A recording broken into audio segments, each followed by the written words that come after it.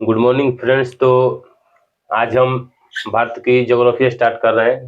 भारतीय भूगोल स्टार्ट करेंगे, इसके बाद हम वर्ल्ड ज्योग्राफी को बाद में पढ़ेंगे, क्योंकि भारतीय भूगोल थोड़ा इम्पोर्टेंट ज़्यादा हो जाता है विश्व की भूगोल से। तो आज हम भारतीय भूगोल की स्टार्ट करते हैं। भारतीय यानी इंडियन ज्योग्राफी। इससे पहले हम थोड़ा सा इसका ब्रीफ कर देना चाहते हैं कि जैसे आप जानते हैं कि जो पूरा कॉन्टिनेंट था, जो आज देखते हैं 7 बड़े बड़े कॉन्टिनेंट, वो पहले एक कॉन्टिनेंट हुआ करते थे जिसको बोलते थे पैंजिया, जिसको पैंजिया बोला जाता था। और पूरे महासागर को, ये मान लीजिए ये पैंजिया है और ये एक महासागर है, इसको पैंथालासा बोला जाता था। पैंथालासा, महासागर को पैंथालासा, और जो 7 कॉन्टिनेंट थे उसको पैंजिया। ये आपस में जुड़े हुए थे। जब इसका विभाजन हुआ तो 2 पार्ट बने। इस पैंजिया का आगे चलकर विभाजन हुआ था, इसके 2 पार्ट बने। एक को बोलते हैं अंगारा लैंड और इसको बोलते हैं गोंडवाना लैंड। एक को अंगारा लैंड, दूसरे को गोंडवाना लैंड। आगे चलकर फिर इस अंगारा लैंड का क्या हुआ, विभाजन हुआ। इस अंगारा लैंड में जो आज देखते हैं आप, उत्तरी अमेरिका और जो यूरेशिया देखते हैं, ये किसके पार्ट है? ये अंगारा लैंड के पार्ट है। इसी अंगारा लैंड को बोलते हैं लारेशिया। इसी अंगारा लैंड को लारेशिया बोला जाता है। तो ये अंगारा लैंड के पार्ट है। जैसे गोंडवाना लैंड में आएंगे तो इसके टूटने से क्या बना? दक्षिणी अमेरिका।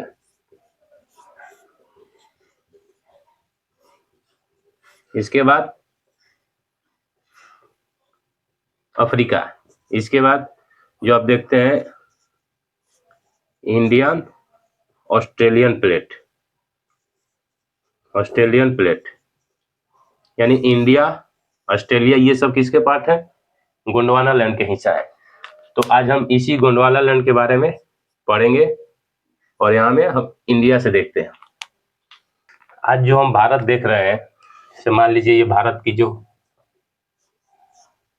आज जो ये भारत की स्थिति दिखती है, ये भारत किसी टाइम में अफ्रीका से लगा हुआ था।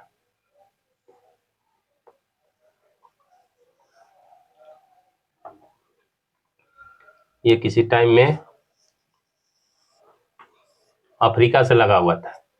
यहाँ पे देखिएगा ये मोजाम्बिक है और इसके नीचे दक्षिण अफ्रीका है। तो ये जो इंडिया का पार्ट था ये यहीं पे लगा हुआ था, मोजाम्बिक के पास में, यहाँ पे लगा हुआ था। और मेडागास्कर इंडिया के इस साइड में लगा हुआ था, पूर्वी साइड में। तो आगे चलकर यही अफ्रीका जब प्लेट टूटा तो अफ्रीकन प्लेट से क्या हुआ, इंडियन जो प्लेट है, इंडियन प्लेट, अफ्रीका प्लेट के टूटने से इंडियन प्लेट का बहाव जो किधर की तरफ हुआ, यूरेशिया की तरफ हुआ। आप जानते हैं किधर इंडिया के जस्ट ऊपर देखेंगे तो यह चाइना स्टार्ट हो जाता है।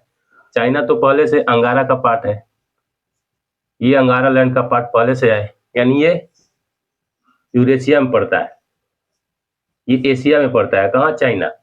लेकिन भारत किसका था? गोंडवाना लैंड का हिस्सा था। जब ये प्लेट टूटने के बाद यहाँ से जब इसका बहाव हुआ तो ये आकर कहाँ टकराया? यूरेशिया प्लेट में आकर टकराया। तो वहां से इंडिया का निर्माण हुआ। ये पहले इंडिया ऐसा था नहीं। इंडिया जब प्लेट टूटा तो उस टाइम पे इतना ही इंडिया था, उस टाइम पे इंडिया इतना ही था। लेकिन जब यूरेशिया से टकराया, टकराने के बाद देखेंगे आप हिमालय का निर्माण हुआ। तो आज जो इंडिया दिखता है वो पहले ऐसा नहीं था। ये यूरेशिया से टकराने के बाद इंडिया की स्थिति ये होती है। तो हम ही पहले, जब बाद में हम वर्ल्ड ज्योग्राफी में आएंगे तो हम इस प्लेट के बारे में बताएंगे कि प्लेट कैसे गति करती है। तो उसको प्लेट टेक्टोनिक थ्योरी से हम लोग आगे चलकर देखेंगे। लेकिन हम भारतीय भूगोल देख रहे हैं तो भारतीय नजरिए से ही देखेंगे इसको। जो प्लेट है और प्लेट की गतियां हैं, इसको हम लोग वर्ल्ड ज्योग्राफी में देखेंगे। इसमें 7 बड़ी बड़ी प्लेटें आती हैं, तो इसको वर्ल्ड ज्योग्राफी में देखेंगे। हम लोग आज देखेंगे भारत की विस्तार एवं स्थिति। भारतीय भूगोल में ये पहला टॉपिक हो जाएगा,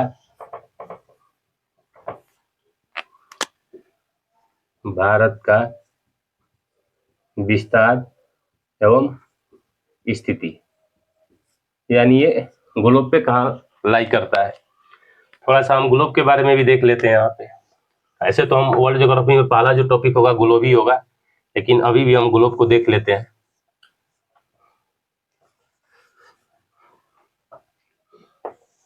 ये मान लीजिए ये ग्लोब है, सपोज करिए ग्लोब है। इस ग्लोब में जो हॉरिजॉन्टल लाइन होती है, यानी जो क्षैतिज लाइन होती है, उसको हम लोग अक्षांश रेखा बोलते हैं। तो ये 0 डिग्री लाइन है, मान लीजिए इसको बोलते हैं भूमध्य रेखा, इसको बोलते हैं भूमध्य रेखा या विषुवत रेखा। 23.5 डिग्री पे कर्क रेखा,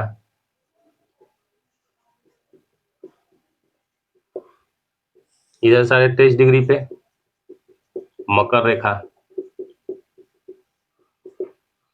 66.5 डिग्री पे आर्कटिक सर्कल, आर्कटिक वृत्त बोलते हैं। इधर 66.5 पे अंटार्कटिका वृत्त बोलते हैं।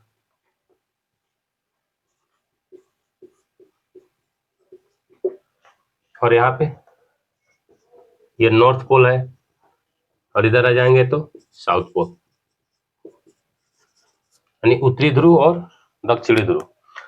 तो ये जो क्षेत्र होता है कर्क और मकर का, ये उष्ण क्षेत्र होता है, यानी इसको बोलते हैं उष्ण कटिबंध। 23.5 डिग्री कर्क, 23.5 डिग्री मकर वाले के बीच को बोलते हैं उष्ण कटिबंध। इसके बाद जो ये वाला क्षेत्र होता है 23.5 से 66.5 वाला, इसको बोलते हैं उपोष्ण, उपोष्ण।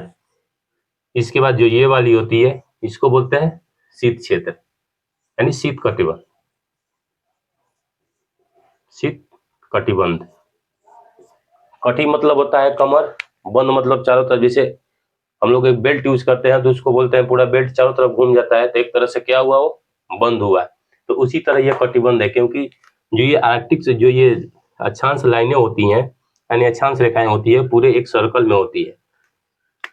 यानी इसको जब काटेंगे, मान लीजिए ग्लोब है, तो ग्लोब को जैसे काटेंगे ओरिजेंटल, तो ग्लोब कैसा दिखाई देगा, ग्लोब कुछ इस तरह से दिखाई देगा, यानी ये पूरे एक सर्कल में दिखाई देगा। तो ये क्या होगा, कटिबंध टाइप का हुआ, तो इसीलिए इसको बोलते हैं कटिबंध। तो इंडिया कहाँ लाई करता है इसमें, इंडिया देखेंगे, इंडिया लाई करेगा कुछ इस क्षेत्र में।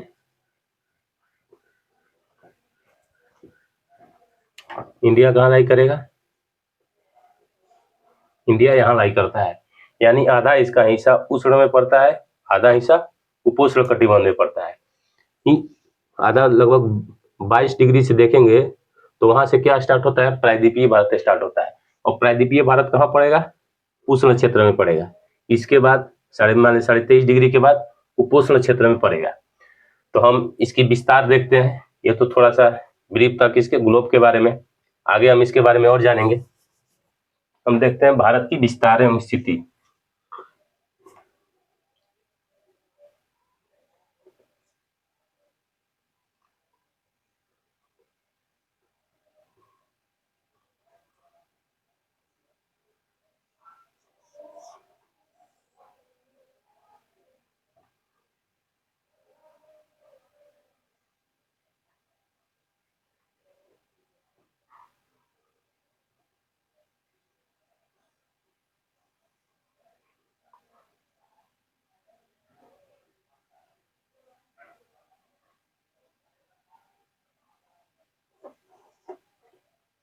ये मान लीजिए भारत की मैप है, तो भारत का देखेंगे अक्षांशीय विस्तार कितना है, भारत का देशांतरीय विस्तार कितना है, हम उसके बारे में देखेंगे। और यहाँ पे भारत की केंद्र शासित प्रदेश अंडमान निकोबार द्वीप समूह है, और यहाँ पे लक्षद्वीप है। इसके नीचे देखिएगा तो आप मालदीव शुरू हो जाता है। तो हमको बस सिर्फ भारत से मतलब है। तो ये मुख्य भूमि है, ये भारत की मुख्य भूमि है। और ये आइलैंड है, एक तरह से है तो भारत का एक केंद्र शासित प्रदेश, लेकिन ये समुद्र में है। लेकिन मुख्य मुख्य भूमि का जो विस्तार है और यहाँ से देखेंगे तो भारतीय मुख्य भूमि का विस्तार कितना है, 8.4 डिग्री। ये क्या है, अक्षांश है। और है कहाँ, सब उत्तरी अक्षांश में है। क्योंकि जब ग्लोब पे हम देखे थे तो भारत कहाँ था, 0 डिग्री से ऊपर में था। तो 0 डिग्री से ऊपर में उत्तरी अक्षांश, 0 डिग्री से नीचे में दक्षिणी अक्षांश। तो ये क्या था, 0 डिग्री के, भारत की स्थिति 0 डिग्री से उत्तर में थी। तो ये भारत कहाँ लाई कर रहा है, पूरा उत्तरी अक्षांश में लाई कर रहा है। तो ये 8.4 डिग्री उत्तरी अक्षांश, इसको लिख दे रहे हैं नॉर्थ, एन मतलब नॉर्थ। कहाँ तक जाता है ये, यहाँ पे 37.6 डिग्री, ये भी नॉर्थ में ही रहेगा क्योंकि पूरा भारत नॉर्थ में है। इसका देशांतरीय विस्तार यहाँ शुरू होगा, यहाँ तक जाएगा। क्योंकि अब देखते हैं कि जो हॉरिजॉन्टल लाइनें होती है, अक्षांश रेखाएं होती है, जो वर्टिकल लाइन होती है यानी जो ऊर्ध्वाधर लाइन होती है, वो कैसी देशांतर रेखाएं होती है। तो 68.7 डिग्री, और भारत कहाँ लाई कर रहा है देशांतर में, पूर्व में। यानी ये जो जीएमटी है, GMT line, Greenwich mean time, ये 0 डिग्री है। ये कहाँ से, लंदन से शुरू होती है। और इस लंदन के जो इधर आता है पूर्व में, वो पूर्वी देशांतर, जो पश्चिम में है पश्चिमी देशांतर। तो भारत किधर लाई करता है, पूरब की तरफ लाई करता है। तो ये कैसा होगा, पूर्वी देशांतर होगा। तो 68.7 डिग्री ईस्ट, ये कहाँ तक जाता है, 97.25 डिग्री ईस्ट, ये भी ईस्ट में है। और ये भी 68.7 डिग्री जो देशांतर है वो भी ईस्ट में है। और 97.25 डिग्री जो ईस्ट है देशांतर, वो भी ईस्ट में है, यानी पूरब की तरफ रहता है। यानी भारत की स्थिति कहाँ हुई, तो भारत की स्थिति किधर की हो गई, उत्तर और पूरब की तरफ।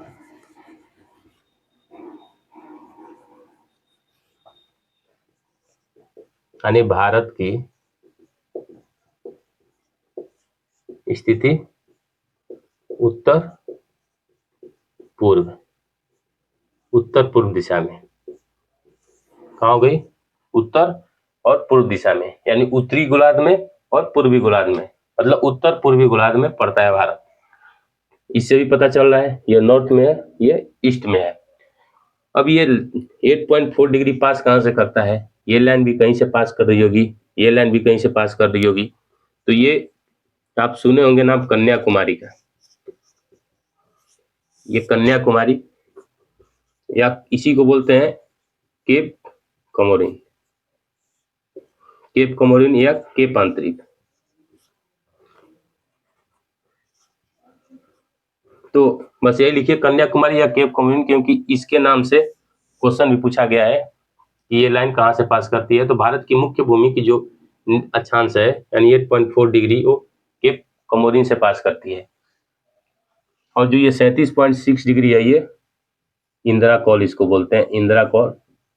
ये कहाँ पड़ता है, पहले तो जम्मू कश्मीर था, क्योंकि जम्मू कश्मीर लद्दाख एक था, तो पहले जम्मू कश्मीर में पड़ता था। लेकिन अब ये कहाँ लाई करता है, लद्दाख में।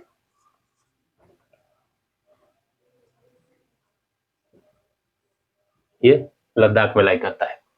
तो 37.6 degree Indira call Ladakh, 8.4 degree north, ये कहाँ से पास कर रही है, कन्याकुमारी या केप कमोरिन से पास कर रही है। तो ये क्या, मुख्य भूमि का विस्तार हुआ, ये मुख्य भूमि का विस्तार हुआ है। लेकिन अगर हम द्वीप समूह को भी लेंगे तो जो ये एंडोबार निकोबार द्वीप समूह देख रहे हैं, तो एंडोबार निकोबार द्वीप समूह और दक्षिण में चला आता है। भारत की जो मुख्य भूमि है उससे भी ये दक्षिण में चला आता है। तो यहाँ से कौन सी अक्षांश रेखा पास करती है, ये मुख्य भूमि से छोड़ देंगे। अगर मुख्य भूमि मेरे एग्जाम में नहीं जोड़ेगा तो हम ये वाली मारेंगे, ये है 6.45 डिग्री। ये भी कैसी है, नॉर्थ अक्षांश है। ये भी कैसी है, नॉर्थ अक्षांश। ये कहाँ से पास कर रही है, ग्रेट निकोबार। ग्रेट निकोबार में एक गांव है जिसको हम लोग बोलते हैं पिगमेलियन पॉइंट, उस गांव का नाम है, वो गांव ही था जिसका नाम था पिगमेलियन, या उसको बोलते थे पहले पार्सन्स। तो इसी को बोलते हैं पिगमेलियन या पार्सन्स पार्सन्स पॉइंट। ये एक गांव है कहाँ, ग्रेट निकोबार में। लेकिन जब इंदिरा गांधी के यहाँ यात्रा के बाद इसको बोला गया था इंदिरा पॉइंट, इंदिरा पॉइंट, क्योंकि यहाँ पे इंदिरा गांधी यात्रा की थी। जब वो प्रधानमंत्री थी तो यहाँ पे यात्रा की थी, तो उनके यात्रा के बाद इस गांव को क्या बोला गया, पिग्मेलियन पॉइंट या पार्सन्स पॉइंट को क्या बोला गया, इंदिरा पॉइंट बोला गया। तो ये कहाँ तक है, 6.45 तक। यानी भारत का जो अक्षांशीय विस्तार है, अक्षांशीय विस्तार वो 37.6 डिग्री नॉर्थ से लेकर 6.4 डिग्री नॉर्थ तक है। लेकिन जब मुख्य भूमि आ जाएगी तो 8.4 डिग्री नॉर्थ से 37.6 डिग्री नॉर्थ तक है। ये मुख्य भूमि का विस्तार है। लेकिन अगर पूरे को द्वीप समूह को भी ले ले तो 6.45 तक है। और ये 68.7 से लेकर 97.25 ईस्ट देशांतर यानी पूर्वी देशांतर में भारत की स्थिति है। तो ये कहाँ से 68.7 डिग्री कहाँ से पास करती है, तो ये गुजरात से पास करती है। गुजरात में सरक्रिक एक जगह है, सरक्रिक। ये अभी भी देखेंगे तो पाकिस्तान और भारत के बीच में ये विवादित क्षेत्र है, सरक्रिक, सरक्रिक। तो ये लाइन 68.7 डिग्री यहाँ से पास करती है। कहाँ, गुजरात में सरक्रिक नामक एक जगह है, यहाँ से 68.7 डिग्री। और ये 97.25 डिग्री ये कहाँ से पास करती है, तो अरुणाचल प्रदेश,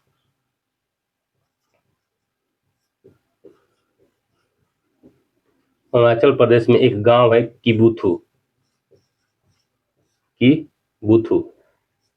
ये कहाँ है, अरुणाचल प्रदेश में। तो 97.25 किबुथु से पास करती है और 68.7 डिग्री गुजरात सरक्रिक से पास करती है।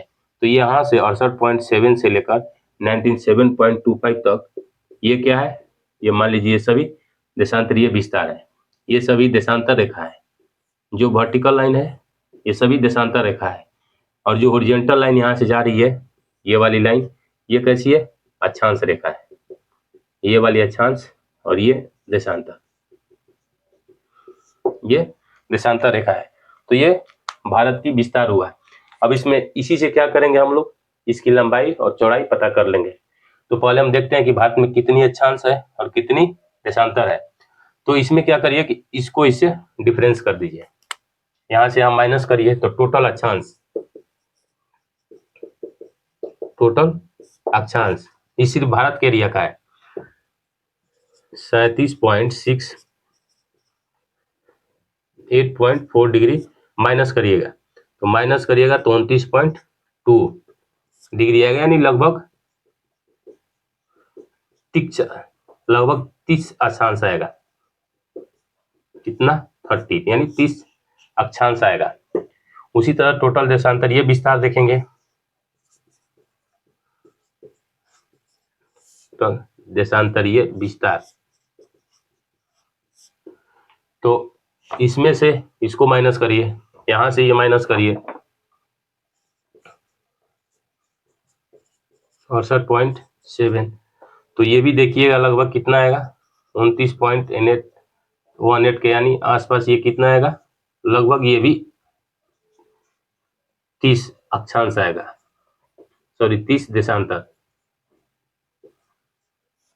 यानी 30 अक्षांश और 30 देशांतर। यानी भारत की स्थिति कैसी हो गई, इससे आकृति पता करेंगे तो भारत की आकृति कैसी हो जाएगी, 30 अक्षांश है और 30 देशांतर है।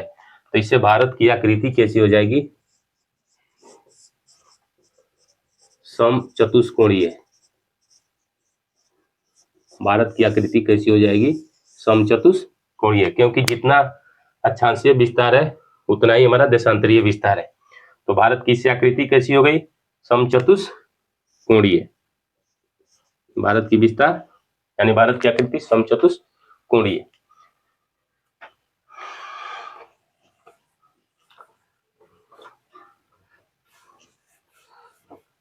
अब इस अक्षांश और देशांतर से हम लोग लंबाई और चौड़ाई कैसे पता करते हैं, तो इसको हम ग्लोब में आएंगे तो और बताएंगे अच्छे से। लेकिन अभी तक के लिए याद करिए कि जैसे दो अक्षांश के बीच को जो दूरी होती है, यानी दो अक्षांश के बीच की जो दूरी होती है वो लगभग 111 किलोमीटर होती है। यानी मान लीजिए एक अक्षांश ये, दूसरी अक्षांश ये, तो इन दोनों के जो बीच में गैप होगा वो कितना होगा? 111 किलोमीटर की। और ये फिक्स रहती है, यानी जो अक्षांशीय विस्तार है, दो लाइनों के बीच में जो गैप होता है, दो अक्षांशों के बीच में, वो फिक्स रहता है। तो ये कितना हो गया? 111 किलोमीटर। लेकिन यहीं पर मान लीजिए दो देशांतरों के बीच की जो दूरी है, यहां लिख रहा हूं,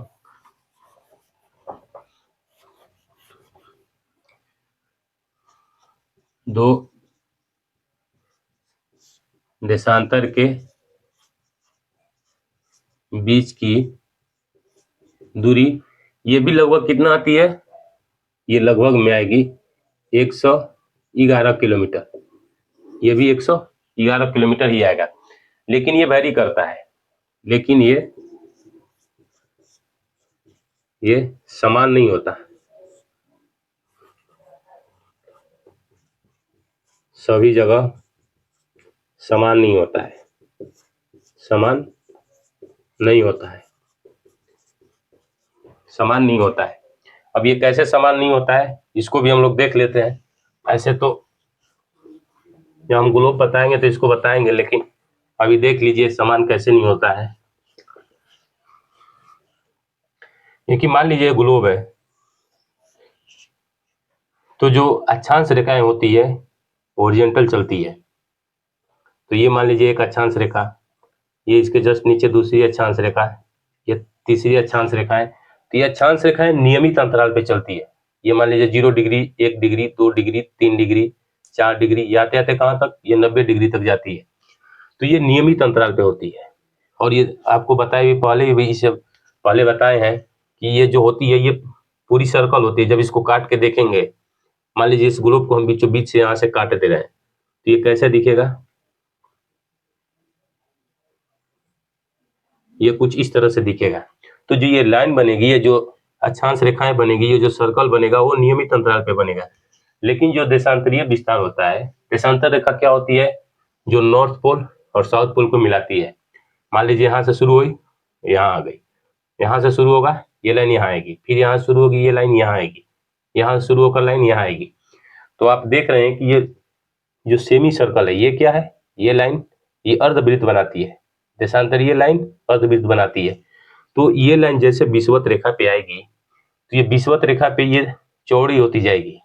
ये विषुवत रेखा पे इनके बीच को जो दूरी है वो ज्यादा होगी। लेकिन आप देख रहे हैं कि जैसे जैसे ये नॉर्थ पोल की तरफ जा रही है, ये आपस में सटते हुए जा रही है।